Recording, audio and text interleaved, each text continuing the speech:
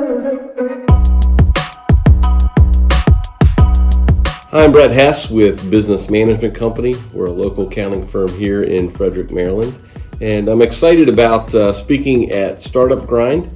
We're going to be talking about how your numbers, the numbers that you get out of your accounting systems and that sort of thing, really help you to make great business decisions. So many of us look at accounting or bookkeeping as this necessary evil, and honestly, too many business owners don't even want to spend time working on it. They don't want to put the energy into it. It's sort of like, yeah, it'll connect to my bank and it'll pull something down and that's good enough. And the reality is, if we can get great numbers out of our accounting systems and we can get really good information, we're going to be able to make better and really great business decisions. It's going to help us grow our business and expand our business. It's going to help us understand why we are or aren't making money. Really helps us when we spend marketing dollars as to what marketing processes and programs are working well for us, what advertising channels are working well for us. All that's tied back into our systems and our numbers. And so we're going to talk a little bit about how we take those numbers, how do we format them correctly so that we get good financial statements, what kind of financial statements are of value, and really how to use them then to make those great business decisions.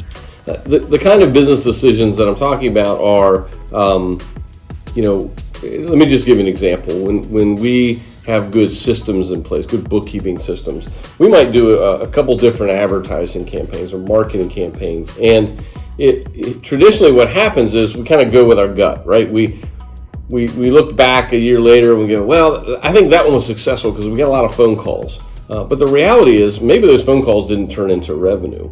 Whereas the right systems, the right accounting systems, bookkeeping systems, tracking mechanisms will allow us to really track each of those campaigns and find out how many of them turned into real revenue. So that when we're creating invoices in our systems, if we're able to track that back to which campaign led to that revenue, we can go back at the end of the year, at the end of the quarter, and say, all right, how many actual dollars did we create from each of these different campaigns? That's far more valuable than sort of the gut reaction of, well, we got a lot of phone calls from that. We've had sort of different advertising campaigns that create a lot of interest and correspondence and phone calls, but they didn't necessarily turn into revenue, either because the client base that responded to that wasn't the best one for us, or something, or they just didn't spend a lot of money. And so, again, that's just an example of the kind of a great decision, because now going forward, I'm going to say, that's the one that works, right? That's where I want to spend my money. I can track my ROI on that particular piece and make a better decision longer term. Another example might be, just understanding a statement of cash flows. A lot of businesses are looking at a profit and loss, and they're saying, well, my profit and loss says that I have profit, but why don't I have any money in the bank? So a statement of cash flows really helps us understand where our money is. It might be simply a matter of that we're over leveraged, that we're creating profits, but we've borrowed so much money to get to this point that monthly payment is eating up all of our profits. So, that then takes us to a great decision, right? How do we change that? What can we do? Do we need to bring an investor in? Do we need to do something else to change that scenario so that we can hold on to some of that cash flow that's created from our profits? A third example would be, looking at a profit and loss and really having a good breakdown of our income and expenses, really understanding our cost of goods, so that when I'm struggling in business and trying to figure out why I'm not maybe creating the profits that I think I should be, if I can separate my cost of goods from my overhead accurately, I'm going to determine, is my issue with volume or pricing, or is my issue that I've simply got too much overhead? Maybe I've got a great margin and I've got a great volume, but I'm paying 10 times the normal market rate for retail space or something. So having a really good understanding of a profit and loss statement, having a great breakdown, having categories that aren't too broad that really get me into the details is going to help me make great business decisions. I'd like to talk a little bit about this event, and I don't want it to scare people away. It might sound a little nerdy, and boy, we're going to dig into financial statements. It's really not about that at all. I want to kind of step back a little bit and talk about the value of getting good systems in place, getting good financial tracking mechanisms, what sort of things make the most sense, maybe even some different software packages, but also just sort of that 1,000-foot view of what are the financial statements that are going to matter most to us, what do those statements tell us, and what are some of the nuances or details, kind of like, how do we track marketing scenarios and which ones paid off for us within those different financial statements. So this is going to be sort of a surface level. It'll be a lot of fun. I think we'll get to discover some different things about maybe your business that you never even thought of before. It'd be interesting. Many times over the years, I've kind of sat down with someone in front of their QuickBooks, and we just opened up a couple of reports they'd never even opened up before, and it's like the light bulb moment where you go, this is great. I'm getting information that I've been looking for years. It was right there in front of me. Hopefully we'll have some of those moments where we can just kind of aha moments of, hey, this is great. This is the information I've been looking for all along. And so I'm excited about that.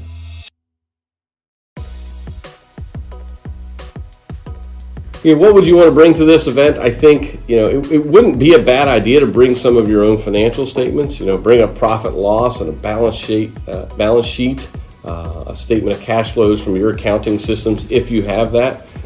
If you don't, it's okay. You don't need to have that information in front of you. It might be, though, interesting to you as we walk through some of this to look at your own and say, do I have that information? Do I have enough detail in there?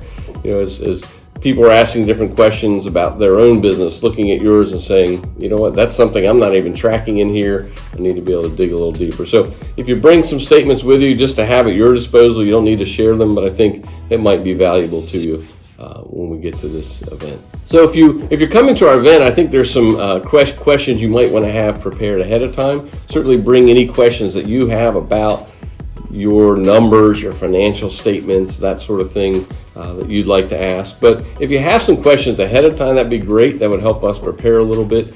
You can send that information to Startup Grind, and that information will be here on the screen for you. But any kind of questions, as an example, what's the most important financial statement? We get that question all the time. Somebody looking at the balance sheet or the profit and loss.